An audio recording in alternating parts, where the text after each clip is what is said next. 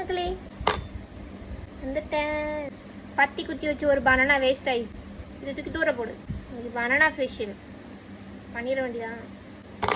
Banana போட்டுக்கலாம், ஒரு spoon கடலை மாவு போட்டுக்கலாம், தயிர் ஊற்றுறேன், சட்னி ஆக்கிடுவேன். உன்னை நம்மள கோவமாக இருக்கேன், பார்க்காத போயிரு. ஒன்று தான் பேச மாட்டேக்கல, வெடியை மட்டும் எதுக்கு பார்க்கா. இப்போ ஃபேஸில் அப்ளை பண்ண போகிறேன். முடி வேறு தொந்தரவாக இருக்கு.